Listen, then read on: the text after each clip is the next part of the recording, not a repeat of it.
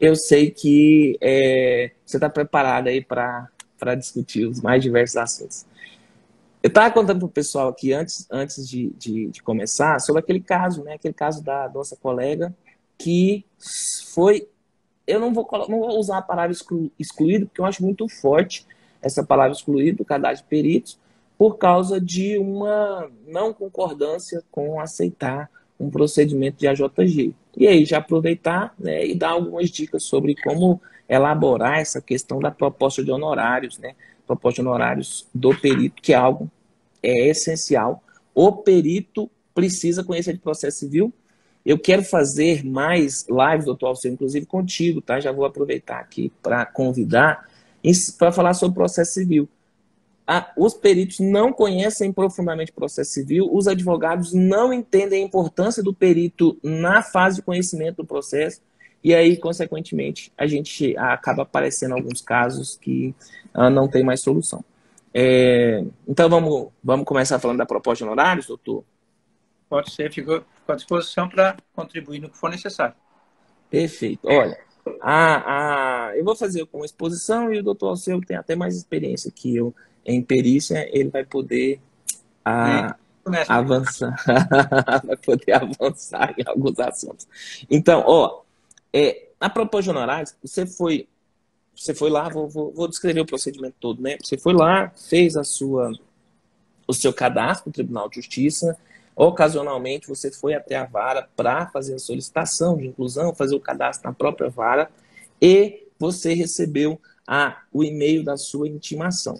Você não vai ser citado, tá? O perito ele não é citado, ele é intimado para exercer algum determinado o ofício dentro do processo. Você recebeu a intimação, agora você tem um prazo para fazer a apresentação da sua proposta de honorários. Na hora de fazer a proposta de honorários, é importante que você esteja atento à questão, primeiro, a questão do valor que você vai cobrar, que é uma dificuldade que a gente tem em definir o valor que vai ser cobrado pelo trabalho. Por quê? Porque a gente não tem uma tabela única para o país todo, a gente não tem tabela, a gente tem um valor da JG só, né? E, consequentemente, a gente precisa, sim, encontrar esse valor, e nesse momento de encontrar o valor, geralmente gera uma dificuldade. Doutor Alceu, antes da gente entrar no caso específico, sobre a questão de dar valor, de colocar preço no seu trabalho, o que o senhor acha que deveria ser, assim, o primeiro ponto que o perito deve observar na hora de colocar o preço para o seu trabalho? Bom, eu tenho sempre em conta que entre o máximo que seria o ideal e o mínimo que seria trabalhar de graça, a gente tem que obter o possível, que é o razoável, não é? Claro que a gente precisa ter alguns critérios, alguns parâmetros para poder fixar o número de horas técnicas que serão necessárias à elaboração do trabalho propriamente dito, e o valor diretamente relacionado com as horas técnicas e a importância do trabalho.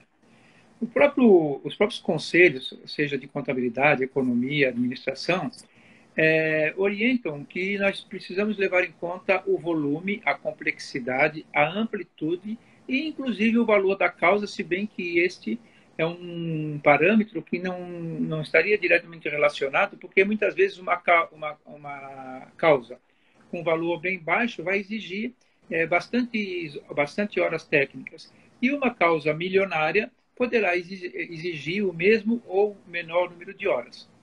Nós temos como referência as horas técnicas da associação, aqui em Santa Catarina, pelo menos, da Associação Catarinense de Peritos Judiciais, que atualizou a sua tabela pela última vez, pelo que me consta, em 2012, mas sugere que a cada ano seja atualizado de acordo com os índices oficiais de inflação, que via de regra é aplicado o INPC.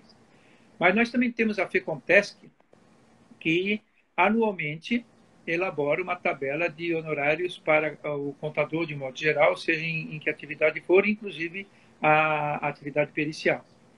E, tendo em vista esses dois parâmetros, que existe uma disparidade entre eles, a Associação Catarinense de Peritos tem hoje um patamar que é 30% abaixo daquilo que a FECONTESC sugere.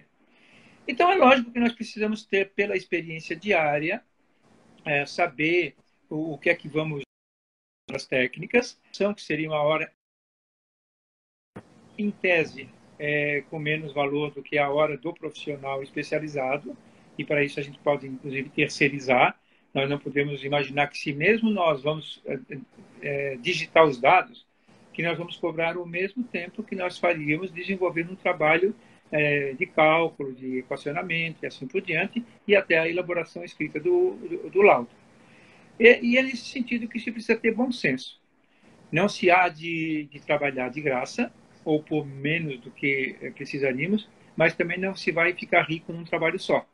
Até porque nós temos uma longa jornada a cumprir e que é necessário a gente ser conhecido como uma pessoa parcimoniosa em relação ao valor dos honorários. É lógico que a questão da assistência judiciária gratuita ela é realmente preocupante, porque os valores ali fixados são ínfimos.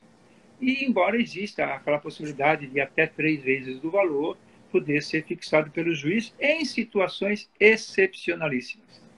Mas, também nesse particular, existe aquela ponderação, quer dizer, entre o número de processos que o perito tem naquela vara, com honorários pagos pelas partes, em valor que seja adequadamente ajustado, e alguns processos de assistência judiciária, então é possível se fazer um mix aí que chegaria ao ponto e ao valor razoável. Então, nesse sentido, realmente só a experiência para dar uma relativa tranquilidade, e ainda assim não se tem certeza de algo que não depende da gente. Primeiro porque os advogados das partes se digladiam e tentam realmente diminuir o valor do trabalho do perito ao mínimo possível. Até porque certamente não conhecem digamos, todo o processo de equacionamento de um cálculo, porque nós precisamos ler o processo da primeira até a última lauda. Nós precisamos conhecer o processo mais do que os advogados, talvez. Porque, além daquilo que foi decidido, saneado, juntado de documentos, e muitas vezes a gente perde um bom tempo tentando elaborar a lista de documentos que falta para poder viabilizar um cálculo. E nisto, cada vez que o processo volta para a gente, mesmo agora que seja eletrônico, nós demandamos algumas horas técnicas que poderão, inclusive, ser perdidas caso a gente não seja nomeado e tenha deferido os honorários que estimamos. Mas tudo isso é um processo que a gente, como disse, é igual à vida, a gente não sabe o momento seguinte, não sabe daqui a uma semana. Então, nós precisamos fazer da melhor forma, sermos muito claros, sabemos que somos auxiliares do juízo e logicamente, que tendo independência técnica em relação à matéria propriamente dita da perícia. E, logicamente, que estima-se que a gente vai ter um diálogo, pelo menos com a assessoria ou com o próprio magistrado, para que haja um entendimento.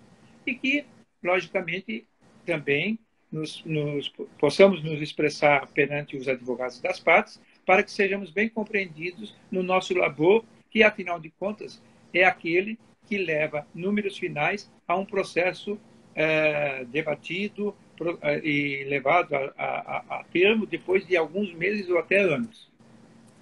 O doutor, eu acho que eu preciso ressaltar alguns pontos que o senhor tratou aqui. Primeiro, não vai ficar rico de uma vez só.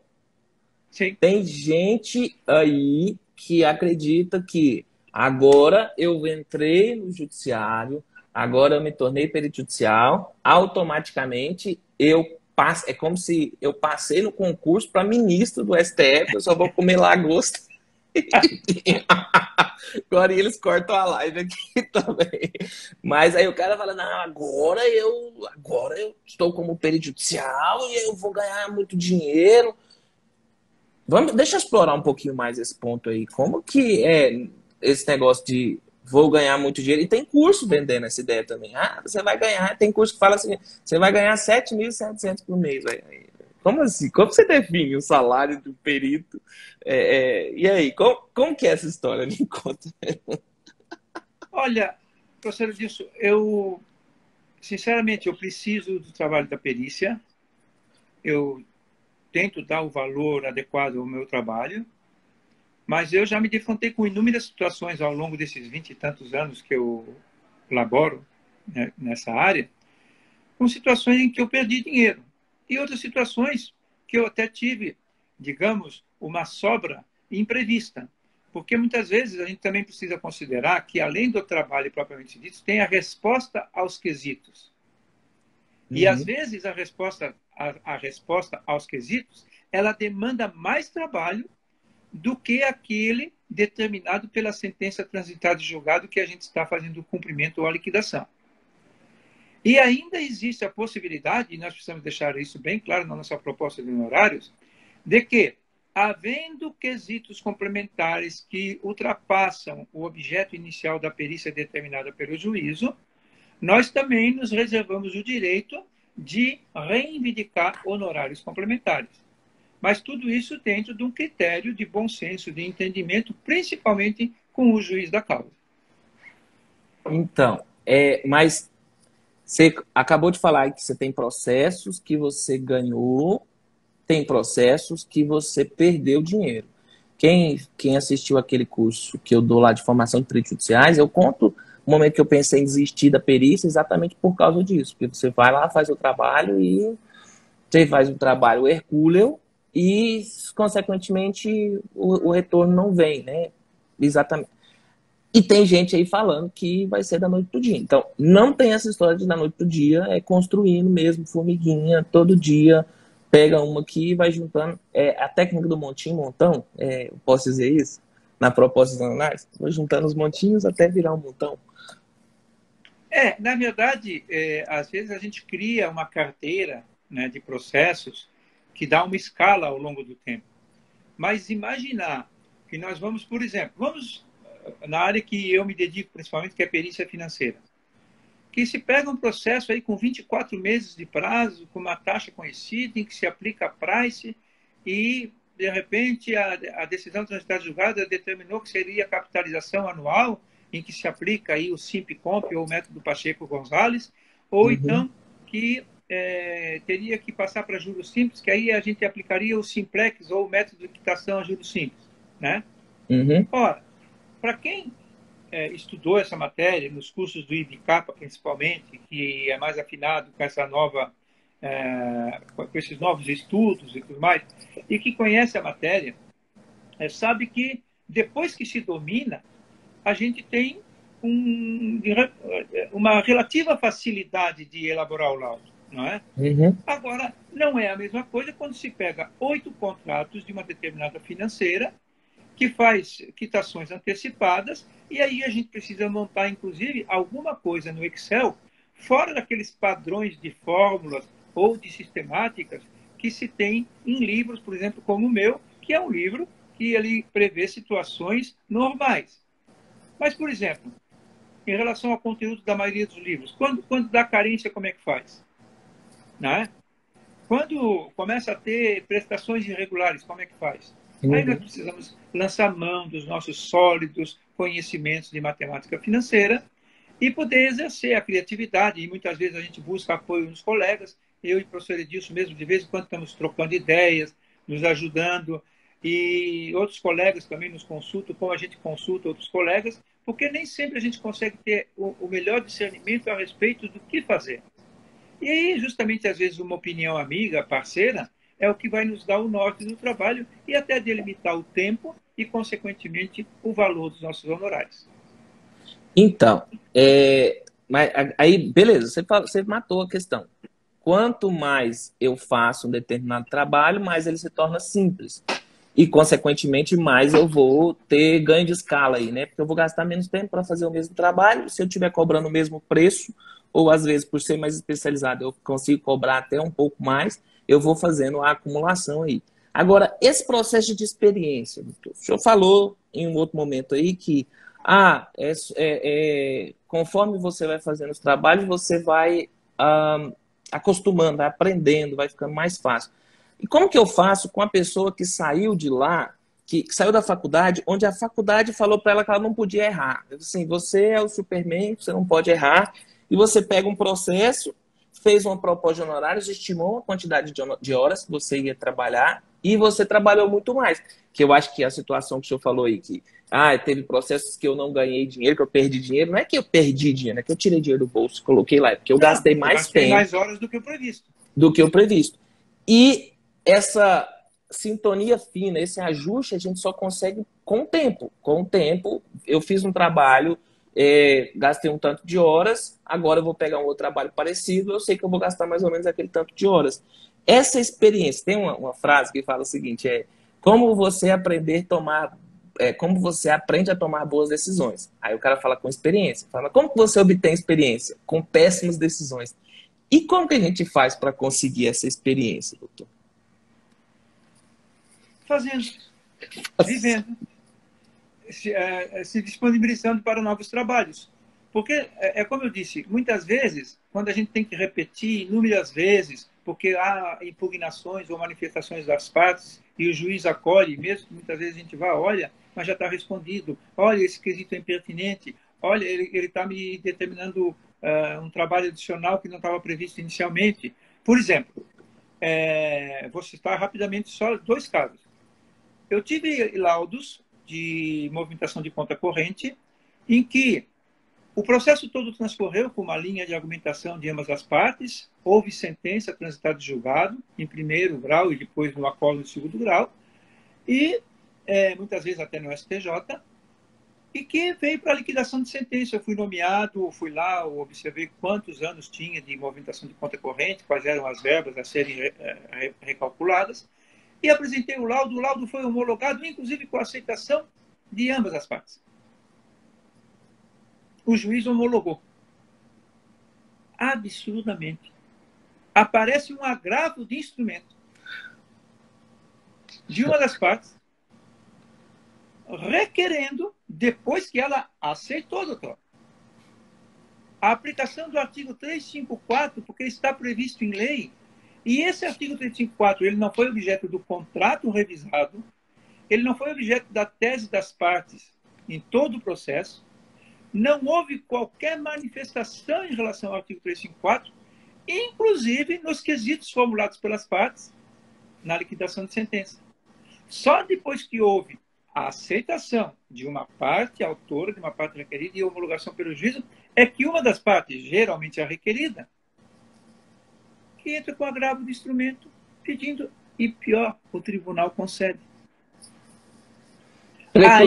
Preclusão lógica, nada, né? Esses desembargadores aí não tiveram nada dessas aulas, né? Aí, nesse caso, como não me cabe discutir mérito de decisões, porque nós somos meros auxiliares do juízo, eu posso, pelo menos, fazer o que eu fiz em 2 oportunidades, suscitar a possibilidade de que o juiz monocrático, que está cumprindo a decisão do tribunal, defira honorários complementares para esse perito. Porque eu vou trabalhar além do que estava previsto, e o meu trabalho já tinha levado a cabo. Uhum. Ao mesmo tempo, professor Lídio, aconteceu 1 ou 2 vezes só. Também não vamos fazer aqui propaganda indevida, né? Mas eu fui nomeado como administrador judicial para penhora de faturamento. Aí pedi livros fiscais, pedi toda aquela papelada, balança, etc, tal. E eu tive acesso muito rápido, muito fácil para a documentação, e o cálculo que eu fiz, a previsão de penhora gradativa do faturamento ao longo do tempo, tendo em vista, inclusive, a reserva para um faturamento que deixa a empresa poder dar continuidade sem prejuízo das suas atividades e tal. Aí eu vi que eu tinha gasto menos horas do que eu havia previsto. Uhum. E me deu uma linha de ideias que me obrigou a dizer o seguinte: eu tenho que ser honesto comigo mesmo. E eu fui pessoalmente ao juiz e disse: doutor, o senhor deferiu, já está depositado, mas eu não gastei todas essas horas. E eu penso em devolver. Aquele juiz disse para mim naquela oportunidade que ele nunca tinha visto isso acontecer na vida. Mas eu disse: não, mas eu me sinto na obrigação, até porque, como eu também pleiteio honorários complementares quando é o caso, eu também acho que eu tenho a obrigação de agir da mesma forma em sentido inverso. E assim fiz. O valor que estava determinado lá, deu uma 50%, 60% que ele liberou, e o resto ele devolveu uma parte. Ponto. Sim. Não é? Justo, justo. O Eu justo. nunca tive um caso desse ainda, não. O justo e o perfeito. Não é? Por quê? Nós temos que ter moral para poder, lá na frente, a gente espernear, brigar, arriscar, inclusive, ser substituído, mas brigar por aquilo que é correto. Estando correto, né? Na sua Exatamente. posição. Sim, porque tem alguns aspectos que são subjetivos nessa questão toda. A gente não consegue quantificar objetiva e exatamente tudo que norteia essa estimativa de honorário. Mas, como dissemos, para isso que a gente troca experiências. Estamos aqui, eu e o professor Edilson, certamente muitos colegas aí têm as suas experiências, e nós temos que justamente fazer essa troca de ideias, esses bate-papos nos grupos de WhatsApp, nos grupos de Telegram, aonde a gente tem construído, principalmente neste ano de pandemia, e que nos proporcionou essa proximidade, essa integração, esse aprendizado conjunto. Eu já declarei diversas vezes, me sinto muito satisfeito e agradecido por isso. E assim, a gente teve. Porque sempre, aproveitando isso que o senhor falou, sempre tivemos quase que uns feudos aí, né? Onde os conhecimentos circulavam só em alguns espaços restritos. E aí a pandemia a gente conseguiu formar uma equipe com o Brasil inteiro, o doutor Adalberto. Eu estava conversando com o doutor Adalberto quarta-feira, já marcou a próxima live para a próxima quarta-feira, sobre tributário, que também é algo extremamente fechado. E era muito fechado os assuntos, e agora a gente está conseguindo fazer isso com a internet. A internet permite. Professor, eu penso que é direito de todos amealhar o mais possível para si próprio. Ninguém é tão altruísta que vá dizer, olha, eu estou aqui com 10 trabalhos, eu vou distribuir 5 para vocês, porque eu acho que eu tenho que, sabe, dividir. Mas o que está incorreto e que nós estamos conseguindo, felizmente, transformar, e eu te considero, professor Edilson, um daqueles baluartes nessa mudança, é a quebra de barreiras entre os peritos. Não se há de entender que o perito novato, despreparado, vai ter a mesma qualificação de um perito experiente, mas também há aqueles experientes que são acomodados e que não admitem novas ideias ou novas técnicas ou evolução dos sistemas. Assim como nós temos peritos novos que são extremamente atilados. Nós mesmos comentamos a respeito de um ou dois nomes em particular que a gente disse, olha, que coisa interessante. O moço ou a moça recém-formados estão aí ditando regra, né? Estão realmente na ponta dos cascos, como se diz. Os dois foguetinhos lá, os dois foguetinhos da Bahia, né? Aí eu preferia não identificar para não melindrar ninguém, mas tudo bem, fica por conta do professor Edilson. Bom, o que é que acontece? Então, a gente precisa ter discernimento, bom senso, ponderação, equilíbrio, respeito, até porque nós precisamos levar uma vida inteira pela frente, até o último dos nossos dias, dedicados à causa que abraçamos.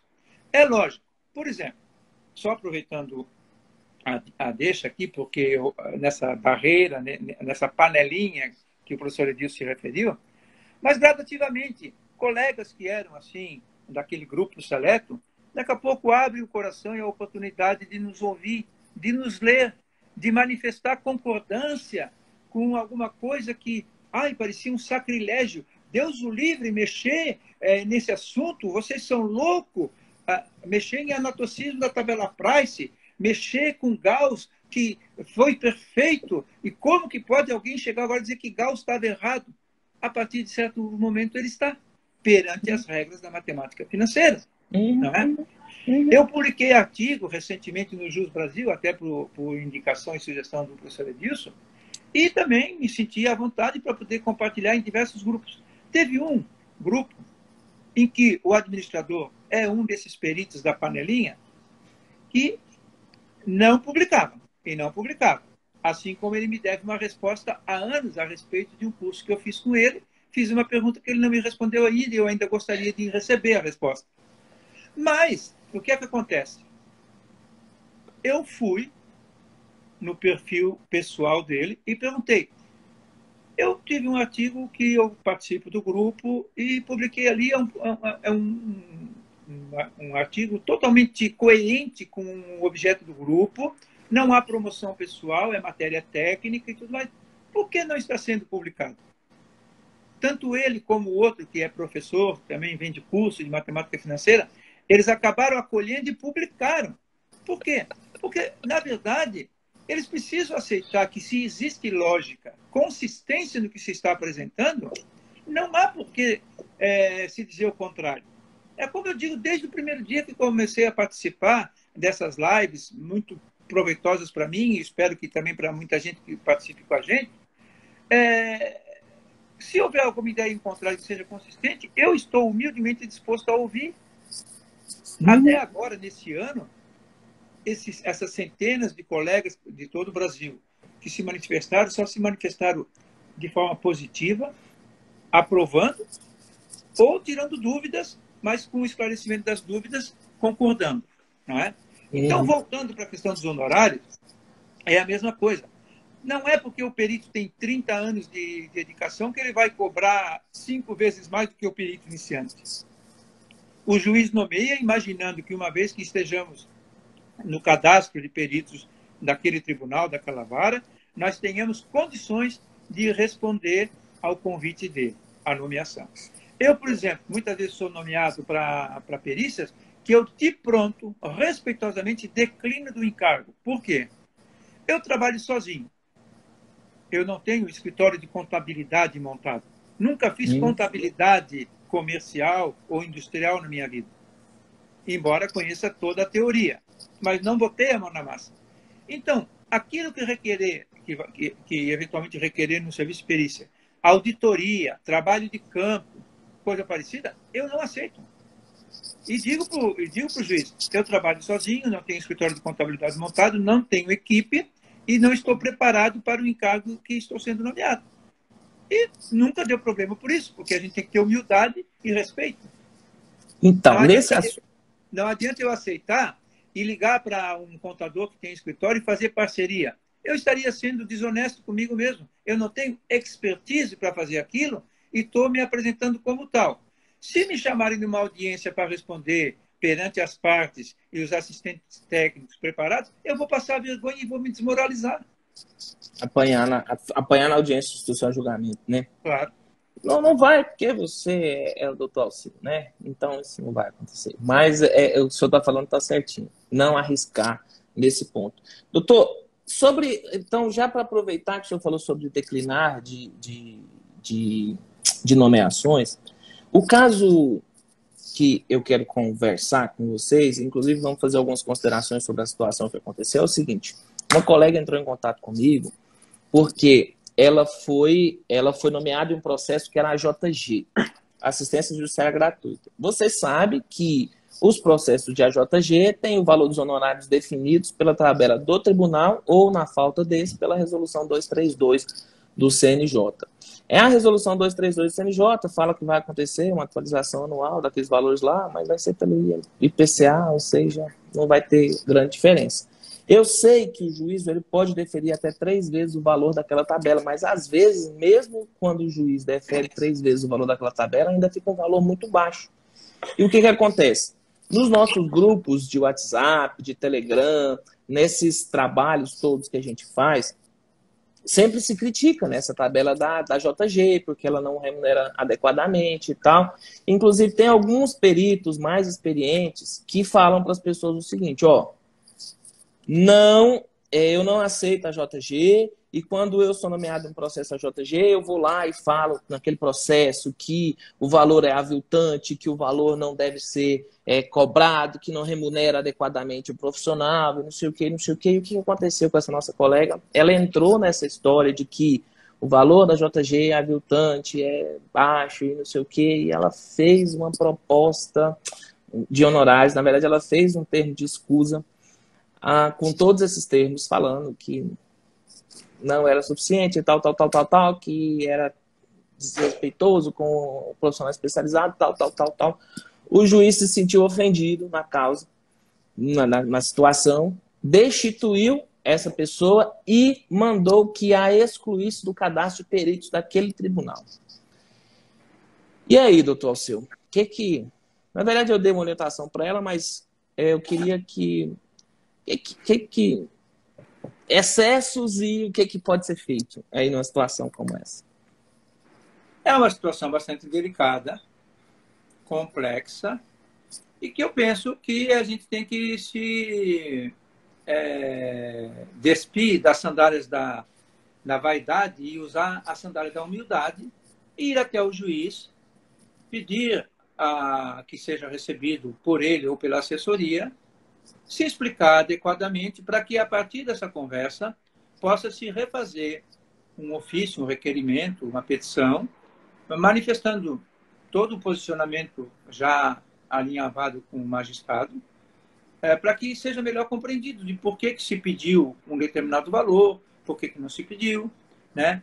Por que ele decidiu assim. Porque muitas vezes existem aqueles despachos padrões, né? Impessoais. E uma conversa presencial, ela facilita o entendimento. E às vezes pode até aumentar o desentendimento. Mas eu ainda acredito na conciliação de interesses e de vontades mediante uma conversa presencial. Porque às vezes uma coisa é o que eu escrevo, outra coisa é o que a pessoa entende, e quando a gente está na linguagem aqui, igual nós estamos aqui usando a oralidade, você consegue ver minha cara, eu consigo fazer entonação de voz, eu consigo mudar e a comunicação se dá de modo mais efetivo. Agora, quando eu estou ali numa petição, no frio calor da petição foi ridícula essa frase minha, né? Mas no frio teor da petição, fica complicado o frio calor. Nunca vi uma pessoa se falar um negócio desse aqui. Mas lembra muitas vezes que eu, nos nossos contatos, eu peço para ser uma ligação de vídeo. Porque, queira ou não, som e imagem facilitam a comunicação.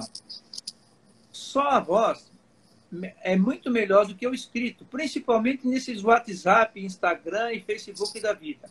A gente escreve, quer resumir, muitas vezes a gente escreve com abreviaturas ou com senhas ou gírias, e a gente é mal compreendido, porque muitas vezes a gente não tem a melhor expressão da língua pátria, né? E aí a pessoa se melinda, se chateia, se ofende, agride e começa um bate-boca. Então, muito melhor que a maioria das vezes, pessoalmente, a gente possa estar fazendo o que a gente está fazendo aqui, com os nossos colegas nos assistindo, vendo as nossas expressões e tudo mais. E se mais alguém quisesse participar, que fosse aceito, também faria a mesma manifestação aqui e ficaria tudo melhor entendido, como geralmente acontece, não é? Porque mesmo que às vezes descontrai um pouco e tudo mais, mas o pessoal entende que aqueles 10 segundos de brincadeira no meio de 30 minutos de conversa séria. E numa ida ao gabinete de um magistrado, nós poderíamos justamente mostrar que a gente não é tão bravo quanto parecia, o magistrado vai mostrar que também não é tão inacessível quanto a gente pudesse imaginar, e que há compreensão de ambas as partes, todo mundo está querendo o mesmo objetivo, que afinal de contas é desvendar o processo com o número final através de um cálculo de liquidação ou de cumprimento de sentença. Sim, sim. Então, sobre o ponto, né, específico, é exatamente isso. Eu sempre falo, não precisa ter medo de juiz. Juiz não é o bicho bravo que você pensa que é, não. Você vai lá, conversa com ele. Às vezes, doutor Alceu, tem gente que até tem medo de ir fazer aquele cadastro na vara, porque fala, o que eu vou falar com o juiz? Não, você não é amigo do juiz. Você está lá apenas para você se apresentar para ele, mostrar que você está interessado em efetivamente fazer aquele trabalho, porque senão ele vê seu nome lá, é só um nome, o nome não significa nada. Agora, quando você foi lá e falou com ele, mesmo que seja... Gente, normalmente essas conversas não duram 5 minutos. Não sei como que é o pessoal aí do Sul, doutor Alceu, mas aqui a conversa não dura 5 minutos. Sobre o assunto. Às vezes você vai conversar sobre outras coisas. Aí, no caso, como eu sou advogado também, aí você vai discutir sobre outras coisas. Mas o assunto acaba sendo muito rápido. Por quê? Porque não é uma relação de amizade, sim uma relação profissional. E aí... E a propósito disso, eu já vivi situações bem interessantes. Eu me inscrevi em algumas varas que eu nunca fui nomeado. Uhum. Ou numa comarca, eu fui nomeado, digamos, em 3 varas e numa eu nunca fui nomeado. Eu tenho que respeitar a vontade do juiz. É ele que Do escolhe. juiz? Exatamente. Assim Isso. como, às vezes, eu fui convidado, na época do processo físico, até por indicação, certamente, de alguns magistrados onde eu tinha prestado serviço, e um juiz de uma comarca distante se dispôs até a mandar os autos físicos pelo malote do fórum e tudo mais, mas forçosamente eu iria ter que me deslocar, às vezes, 200, 300 quilômetros, para ir na comarca para fazer diligências ou participar de audiência. E aí eu acabei dizendo, olha, não é viável, vai acabar dando aquele negócio, eu perco tempo, me exponho na estrada, e os honorários nunca serão suficientes para cobrir esse tempo e esse deslocamento e todo o gasto com hospedagem, alimentação, combustível e tudo mais. Então, quer dizer, muitas vezes a gente digamos, é honrado com uma nomeação que a gente não pode atender. E muitas vezes a gente sonha com uma nomeação que nunca vai acontecer. E aí você tem que saber sopesar as duas situações. Sim. Você não pode nem ficar feliz demais, falar, agora eu sou o cara porque eu fui nomeado em um processo, um lugar que eu nem estava cadastrado. E nem você pode ficar triste se um juiz falar, não, não quero você como meu auxiliar. Simples, simples assim. Se as duas situações, nenhuma das duas é grave. Voltando para o nosso caso específico, a pessoa entrou em contato comigo, perguntou, né, o que poderia ser feito, e aí, inclusive, vou aproveitar que uma pessoa colocou aqui, acho que o doutor Dácio colocou que acho que é Tássio D'Agostini, que colocou aqui no chat, falando sobre o conselho deveria intervir.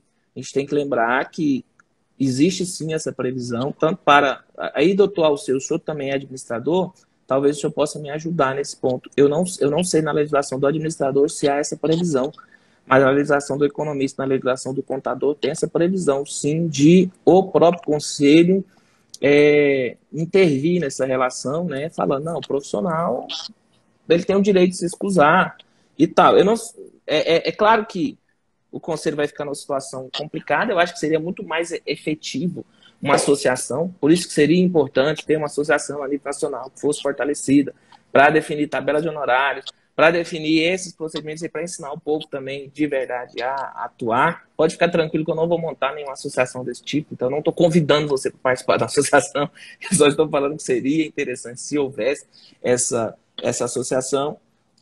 O conselho pode se intervir, o sindicato pode se intervir, mas a gente sabe que a decisão que o juiz tomou, ele vai informar para a corregedoria e certamente, ou para a parte que for responsável pelo banco de peritos, certamente essa pessoa vai, no mínimo, ter aquela informação lá no cadastro dela. A resolução 233 do CNJ, quando ela fala sobre cadastro, ela fala que o perito pode sim ser excluído do cadastro, mas precisa de um procedimento administrativo com ampla defesa. E possivelmente vão abrir para essa pessoa responder o procedimento administrativo, mas eu só quero, acho que a mensagem principal que eu queria deixar nessa nossa conversa, doutor Alceu, é o seguinte: toma muito cuidado na hora que você for transformar o que a gente trabalha na oralidade com o que você vai colocar dentro do processo. Toma muito cuidado na hora que você for, os termos que você vai usar nas suas petições. Você tem que tomar esse cuidado, você tem que ter essa inteligência aí para saber quais termos você pode utilizar e quais termos você não pode utilizar. Edilson, às vezes era um juízo que estava num momento ruim e tal. Pois é, mas vai acontecer. Nem todo mundo está no melhor dia da vida dele. Você tem que saber disso, você tem que estar preparado para isso, sabendo que nem todo mundo vai estar no melhor dia da vida dele e, consequentemente, você tem que conseguir trabalhar isso da melhor forma possível.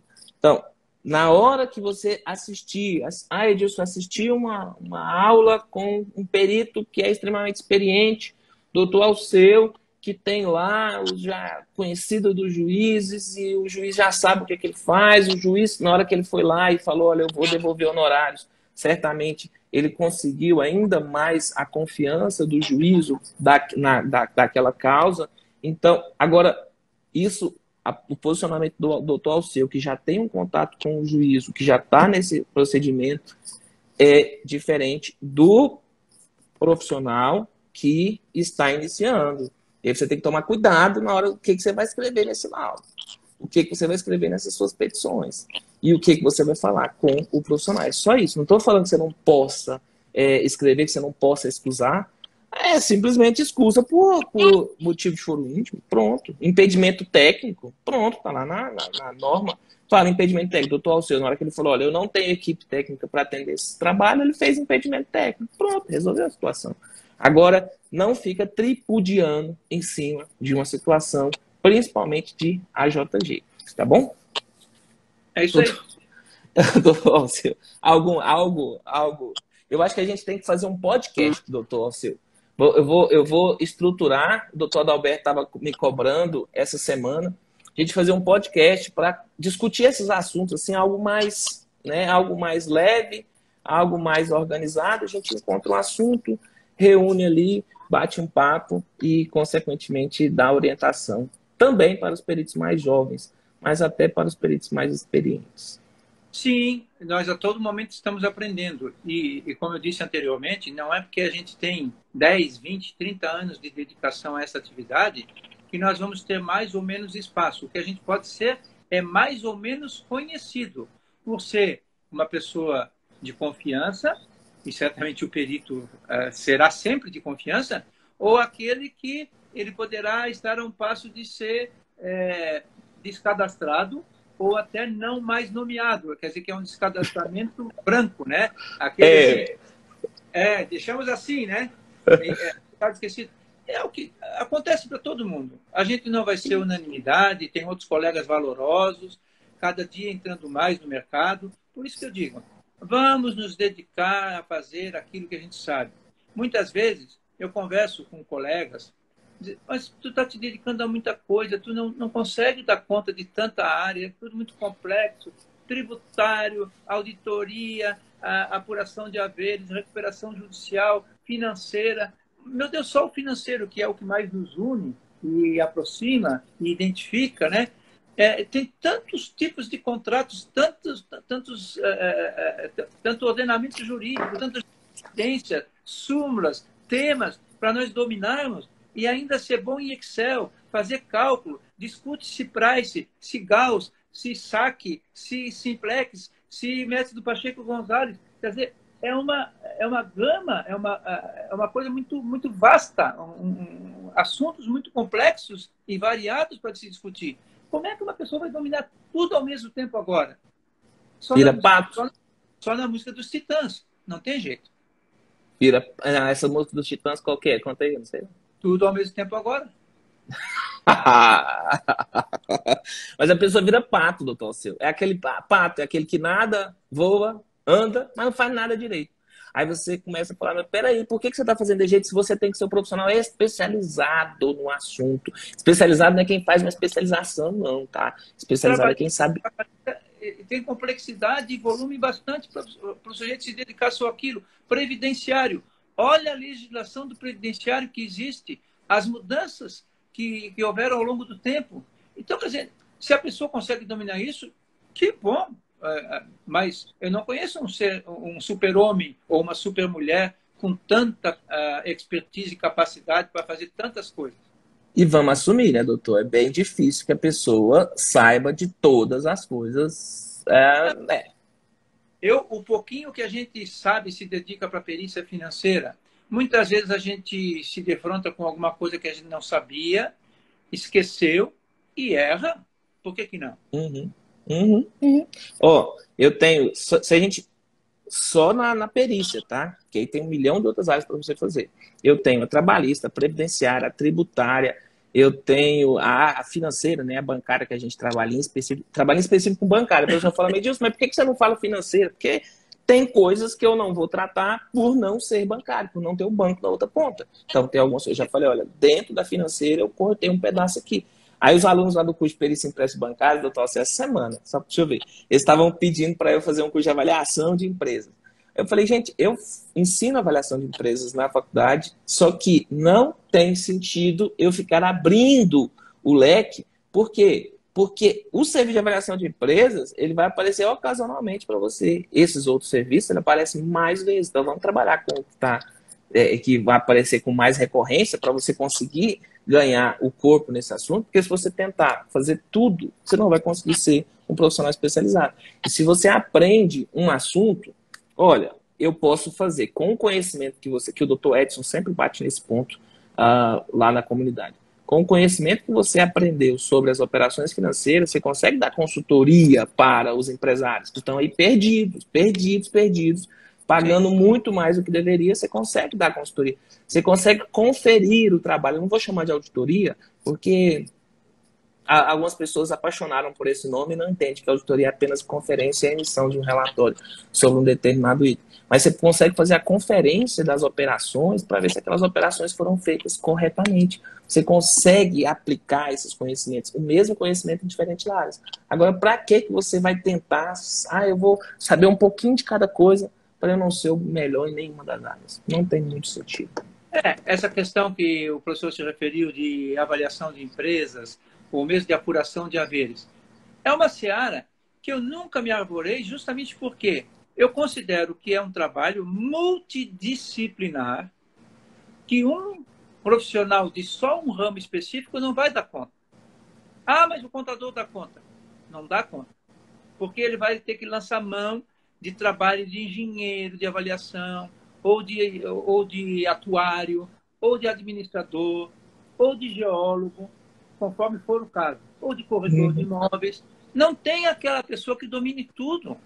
E aí vai precisar explicar para o juiz que tu vai ter que formar uma equipe, e essa equipe vai responder cada uma pelo setor específico, embora o laudo seja finalizado por alguém que foi lá nomeado.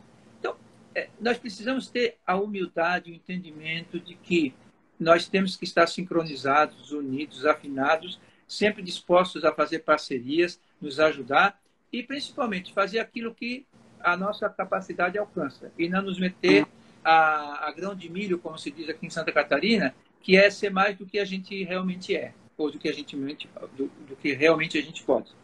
Essa história da humildade dá um podcast também, dá 1h30 de conversa sobre essa humildade e os efeitos que essa falta de humildade gera na vida da pessoa. O que não quer dizer que não tenha que se ter convicções e segurança e confiança no seu próprio trabalho, mas saber que existem outros tantos profissionais que estão no mesmo nível, alguns bem mais e outros ainda precisando chegar ali. Mas a gente não pode se considerar a quinta bolachinha do pacote, porque complica. Doutor, eu quero te agradecer por você ter aceitado o convite. Nós já estamos aqui há quase 1 hora. Eu quero te agradecer por você ter aceitado o convite para trazer esse conhecimento pessoal aqui. E, assim, só posso te agradecer mesmo, que qualquer coisa que você me pedir... Eu te mando a conta do almoço, porque eu perdi o sorteio do bife por tua culpa. Se for o bife de carne de vaca, aí eu já não tenho recursos para fazer o pagamento, porque o preço da carne aumentou muito. Foi um prazer participar. Obrigado pelo convite e sempre à disposição.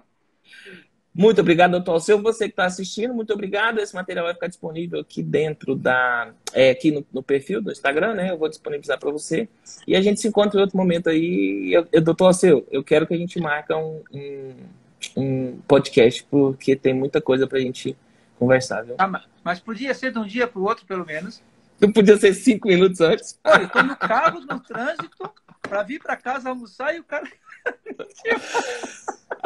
Mas eu prometo que eu vou melhorar isso. Pessoal, obrigado, fiquem com Deus, que Deus te abençoe e Deus te prospere. Obrigado, doutor Alceu. Um abraço, tudo de bom. Tchau, tchau.